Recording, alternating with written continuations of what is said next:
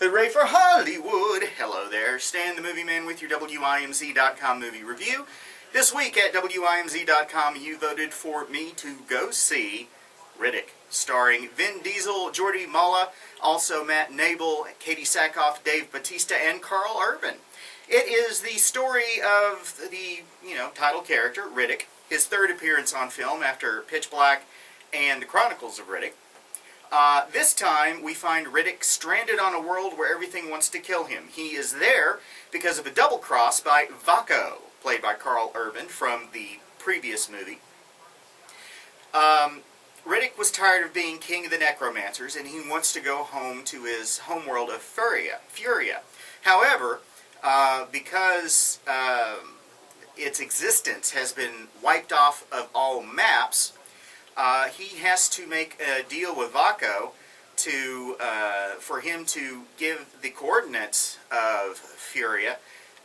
In exchange, Riddick will give him the crown and make him leader of the necromancers.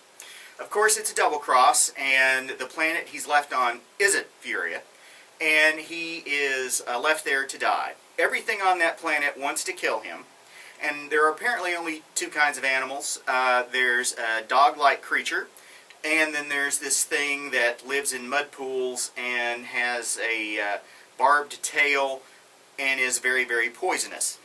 That looks like absolutely nothing, but the closest thing would be a scorpion. Riddick is wanting to get off this world, and he finds a communication station that's used by mercenaries.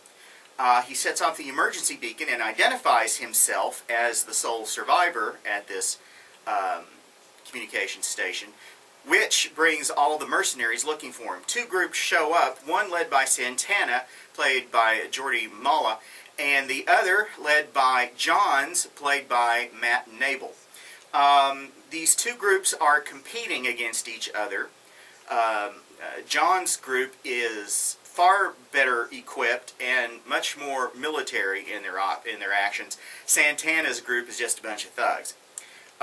Santana got there first, and he's the first one to lose any men because Riddick is a killing machine. Riddick is able to steal a couple of power cells from each ship, making it impossible for either ship to fly away. He wants to make a deal. In exchange for the power cells, he gets one of the ships, and they can all leave in the other ship.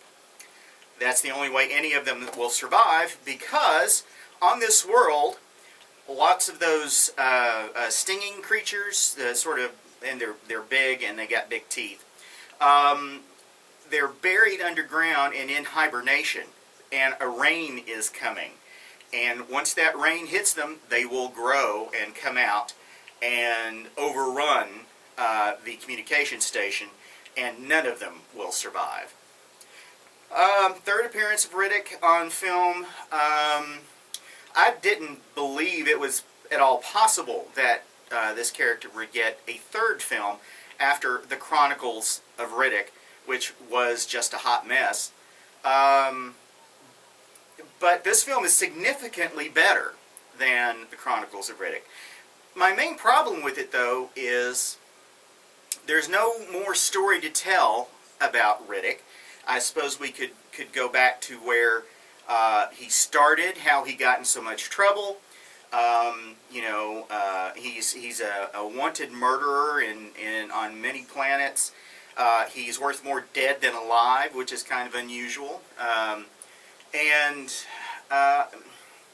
But this is just a showcase for Riddick to kill.